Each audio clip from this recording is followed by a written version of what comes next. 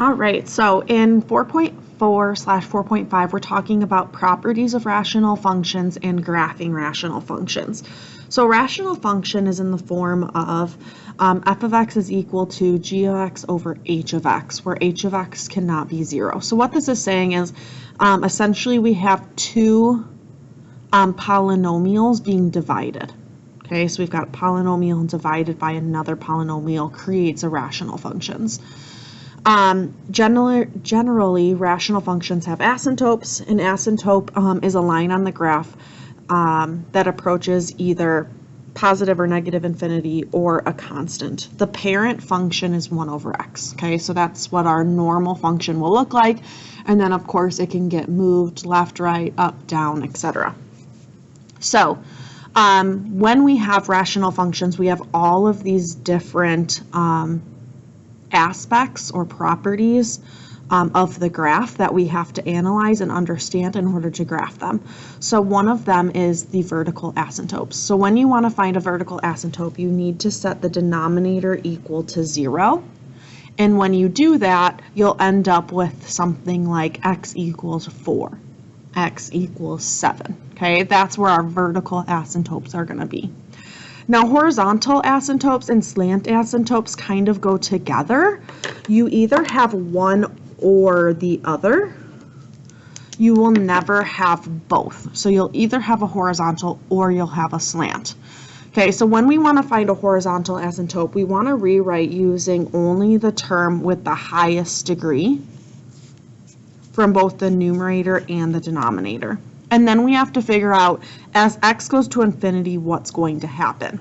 So we've got 3 scenarios that could happen. If I have x to the n over x to the n. Okay, so highest exponent, highest exponent. If n is equal to m, so meaning if the exponents are the same, then our answer is going to be the coefficients. So let's say our coefficient on the top was a and our coefficient on the bottom was b, then that means our answer is y equals a over b. Okay, now we could also have where n is less than m, so meaning where the top exponent is smaller than the bottom exponent. That is going to give us y equals 0. Okay, because if I take a small number divided by a big number, I'm going to get something really, really close to 0. And the bigger this number gets, the more and more close to 0 we're going to get. Okay, so 1 divided by 10 versus 1 divided by 1,000,000, that's going to be a much smaller number closer to 0. So as this number gets bigger, we get closer and closer and closer to 0, but it will never actually be 0. Okay, that's the definition of an asymptote. Okay, now, if neither of these two things happen, then that's what our slant asymptotes come into play. So if our n is greater than m, then that means we have a slant asymptote. So if it's less than, it's 0. If they're equal, it's the coefficients. If the top is greater than the bottom, then we have a slant. When we have a slant asymptote, we want to do synthetic division or long division in order to find our answer. And we'll go through examples.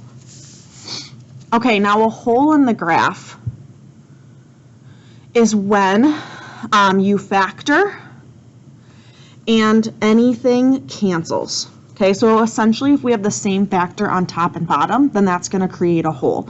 So for example, if x minus 4 cancels on the top and the bottom, then there's a hole at x equals 4.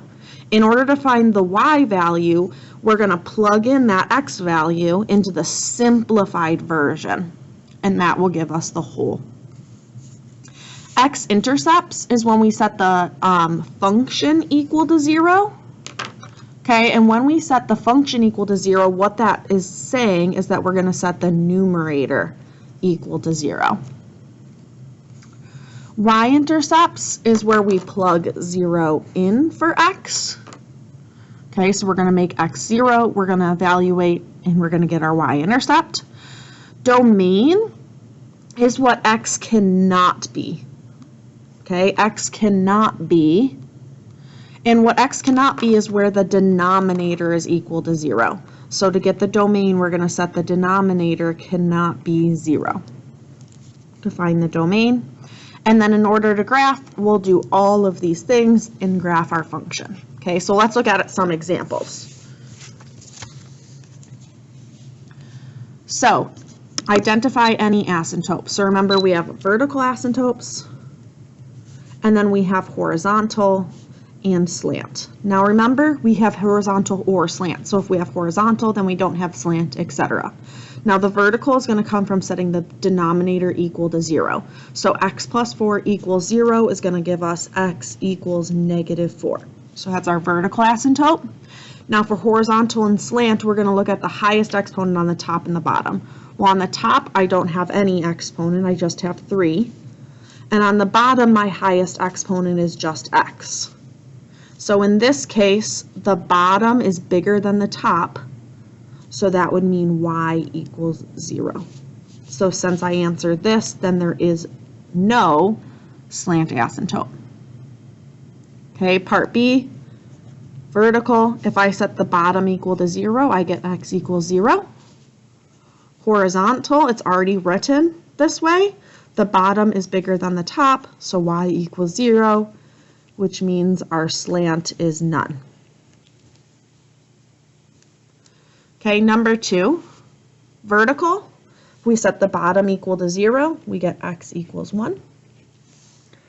Now for horizontal and slant, let's rewrite it. Highest exponent on the top is x, highest exponent on the bottom is also x.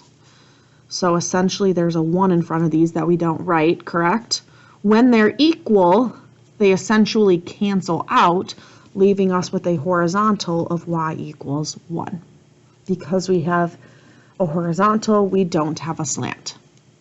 Okay, let's look at number 3. So number 3, set the bottom equal to 0, x equals 1.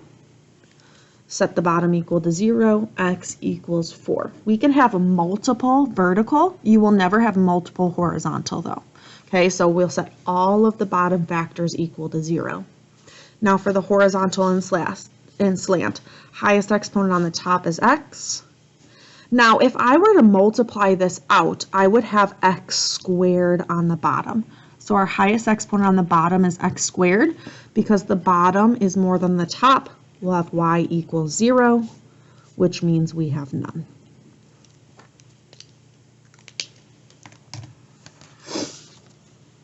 Okay, vertical, set the bottom equal to 0.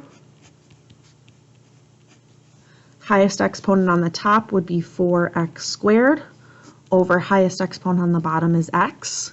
Now because this is bigger, the top is bigger, the numerator is bigger, then that means that we don't have a slant asymptote this time. We don't have a horizontal, we have a slant. And in order to find the slant, if you remember from the last page, we have to do synthetic division. So we're taking this polynomial, divide x plus 4. So -4 is going to be our 0, and we're dividing 4, 6, -37. Bring down the 4, multiply, add, multiply, add. Now, remember that this is the remainder. We don't care what's happening to the remainder because our slant asymptote is just saying generally what's going to happen, right? What is it going to get closest and closer and closer to? It's going to get closer and closer and closer to this line. If this was an x squared, then when we divide, this becomes x. So our slant asymptote is y equals 4x minus 10, which is just a linear equation where the slope is 4 and our y-intercept is -10. Okay, I would like you guys to try number 5. So pause and try number 5. All right, so on number 5 here, if you notice, we have an x plus 2 on top and bottom, making that a whole, not a vertical. So although we set the denominator equal to 0 to find our vertical asymptotes, because this is a whole, it is not a vertical asymptote. Okay, so the only two that we have are x equals 0 from this x out front, and then x equals 4 from this x minus 4. Now on the top we have x squared over x squared times x would give us x to the 4th. Because the bottom is bigger, We have y equals 0, which means none. Okay, so now that we've kind of gotten the hang of the asymptotes, let's go through all of them. Okay, so we want to identify the domain, the x and y intercepts, the vertical, horizontal, and slant asymptotes, as well as any holes. Okay, so part A, let's find the domain. So the domain comes from setting the denominator equal to 0, and we do not want that to happen, right? If the bottom is 0, then we're dividing by 0, which is bad, right? So we don't want anything that's going to make the bottom 0. So x cannot be, if I set this equal to 0, I would get -2. And if I set this equal to 0, I would get +1. So x cannot be -2 or +1. Otherwise, we're dividing by 0, which is not okay. Okay, B, let's find our x-intercepts. Now, x-intercepts come from setting the numerator equal to 0. Well, if we notice here, we have an x plus 2 and an x plus 2, which are going to cancel. So the only thing I have left up here is x minus 3. So that means our x-intercept is at 3. So our x-intercept is 3, 0. Now, y-intercepts come from making the x's 0. So 4 times 0 minus 3 over 0 minus 1 squared. I ignored the holes here. So that gives me 4 times -3 divided by -1 squared, which will give us -12 divided by +1, which will give us -12. So our y-intercept is 0, -12. Okay. Now let's find all of our asymptotes. So vertical asymptotes, remember, come from the bottom, but because x plus 2 canceled out, the only one we have left on the bottom here is x minus 1. So our vertical is x equals 1. Now for horizontal or slant, on the top we have 4x as our highest exponent, as our highest degree, and on the bottom we have x squared. So because the bottom is bigger than the top, then that means y equals 0, which means we don't have a slant asymptote. So none for our slant. Okay, now let's talk about holes. So because the x plus 2 canceled out, if I set x plus 2 equal to 0, I would get -2. So there is a hole at -2. And to find the y, I need to plug -2 into my function, but the crossed out version, right? The simplified version. So our simplified version is 4 times -2 minus 3 over -2 minus 1 squared. So that gives us 4 times -5 over -3 squared. Sorry, which gives us -20 over 9, which cannot simplify, so our whole is at -20 over 9. -2, -20 over 9. So why don't you guys pause and try example 2. With example 2, the first thing we have to do is factor the denominator. So remember that this x minus 4 squared is like saying x minus 4, x minus 4. And then the bottom, we've got the difference of 2 squares. So we've got x squared and 16. So we have x minus 4 and x plus 4. Right? Difference of 2 squares. We factored. All right, so our domain in this problem is that x cannot be 4 or -4, both of these bottom numbers, x cannot be. Now our x-intercept is actually none. Now I know for this problem we would technically set this equal to 0 and we would get +4, correct? Right, so some of you might have written that our x-intercept is at 4. However, because of this 4, it's actually a hole, and it can't be a hole and an x-intercept. Okay, so we actually do not have any x-intercepts in this problem The y-intercept, we make x 0 here and here, so we get -4 and +4, which gives us -1. The vertical is x equals -4 from the bottom here. Now, if I rewrote our equation, we've got x squared over x squared, so the coefficient here is 1. 1 divided by 1 gives us y equals 1, so none for the slant. The whole, like we talked about before, is at +4.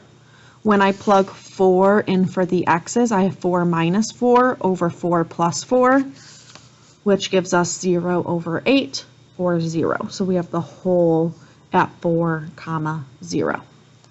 So now let's take all of this and start graphing. Okay, so we are going to start by finding the domain. Okay, I guess part A says simplify the fraction. So 6 over x plus 3 cannot simplify.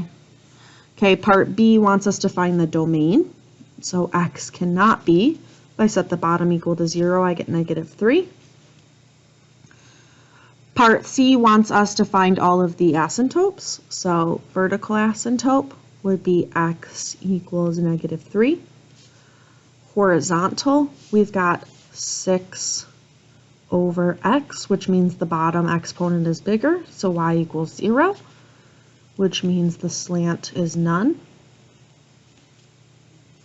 For part D, we want to find the x-intercepts and the y-intercepts. So if I set the top equal to 0, there's no x's, so there are no x-intercepts. And then our y-intercept, make x 0, so 6 over 0 plus 3 gives us 2. So our y-intercept is 0, 2. And then part E is finding one extra point if needed. So let's start graphing this. We've got a vertical asymptote at x equals -3. So at x is -3, we're going to draw a, sorry, my pen's not working here, vertical asymptote, so a dashed line, doing vertical. For the slant asymptote, or excuse me, not for the slant, we don't have one. For the horizontal, we have y equals 0, so going horizontally, we're at y equals 0.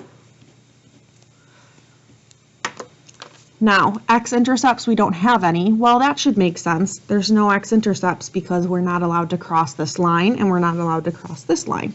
So I can't have an x-intercept when I'm not allowed to cross that. Okay, our y-intercept is at 0, 2.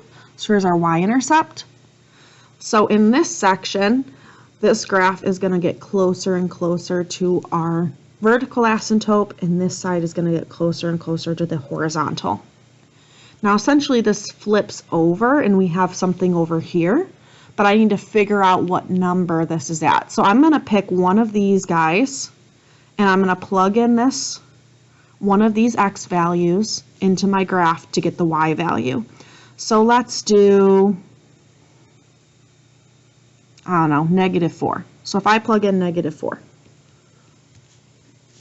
I've got 6 over -4 plus 3, which gives me 6 over -1, which would be -6. So now I'm going to go plug this point in, -4, -6. Now that I have one point in here, it's going to get closer and closer this way, and closer this way, and there is our graph. Oh, I forgot to talk about holes. There are no holes in this graph. All right, let's try number 2. So number 2, part A is that we need to simplify. So we're multiplying to 10 and adding to -7. So that would be x minus 5, x minus 2, all over x minus 3. So we factored, simplified it. Part B is the domain, so x cannot be 3. Part C, vertical asymptote comes from the bottom, so x equals 3. Now horizontal, we've got x squared over x. So because the top is bigger, that means we don't have a horizontal, we actually have a slant asymptote. And in order to find the slant asymptote, we need to do synthetic division. So if we're dividing, this guy is going to be 3. Then we're dividing 1, -7, and 10.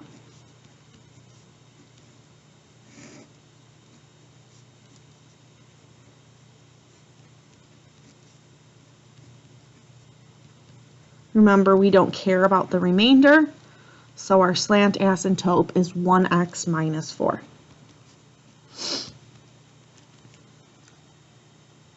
Holes. We don't have any holes in this problem because nothing cancels out. Okay, x-intercepts come from our numerator, so if I set this equal to 0, I get 5. If I set this equal to 0, I get positive 2. Y-intercepts come from making x 0.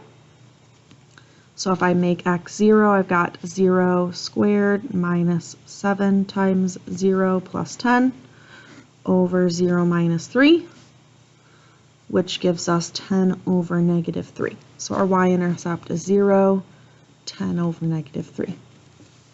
So now let's start graphing all of this. So we've got a vertical at x equals positive 3.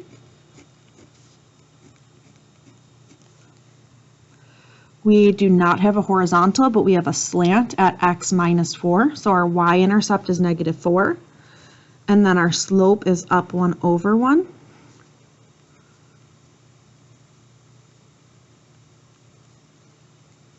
Just a linear equation that you learned back in Algebra 1. So this is our slant. Okay, we have a x-intercept at positive 5 and an x-intercept at positive 2, and then a y-intercept at 10 divided by negative 3. Well, 10 divided by negative 3 as a decimal, well, 9 divided by 3 would give us 3. Right? And so this is going to be a little bit more than negative 3. So a little bit more than negative 3. We're going to guesstimate it to be right there. So on this part of our graph, we're going to connect and follow our asymptotes. And in this part of our graph, we're going to connect and follow our asymptotes. In this case, we didn't have to find any extra points because I had a point in each of these two sections. In this problem, the only point I had on my graph was up here, so I had to find another point in the other section of our graph. In this problem, I already had them from my problem, so there was no need to find an extra point.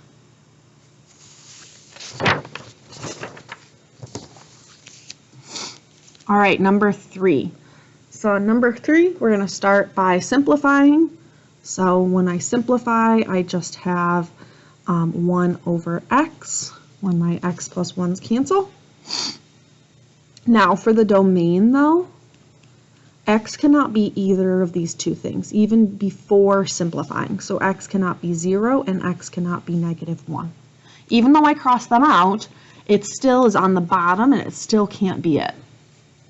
Okay, for part Z, our vertical asymptotes, the only thing that we have left on the bottom is the x, so x equals 0. For horizontal, we've got 1 over x, so the bottom is bigger, so y equals 0, which means for the slant we have none. Now in this problem we have a hole, right? Because we crossed out this x plus 1, that makes a hole at negative 1. Now to find the y of the hole, I have to plug negative 1 into the simplified version. So 1 over negative 1 gives us negative 1. Okay, now x-intercepts come from the numerator. There's nothing left in the numerator, so none. Y-intercept, make x 0. So if I make x 0 here, I have 1 over 0, which is undefined. So I do not have any y-intercepts or x-intercepts in this problem. So now let's graph. I have a vertical at x equals 0. Well, that makes sense why I don't have any y-intercepts then, because I'm not allowed to go on the y-axis. Then we have a vertical, or excuse me, a horizontal at y equals 0. Well, that makes sense why we don't have any x-intercepts, because I'm not allowed to cross the x-axis. Then I have a hole at -1, -1. So at -1, -1, there's a hole.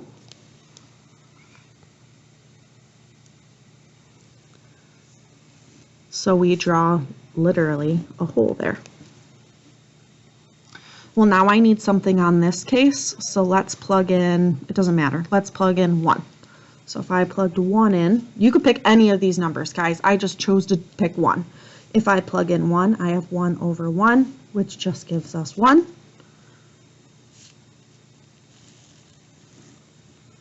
So here's the rest of our graph. All right, I would like you guys to try number 4 and then check your answer on the answer key.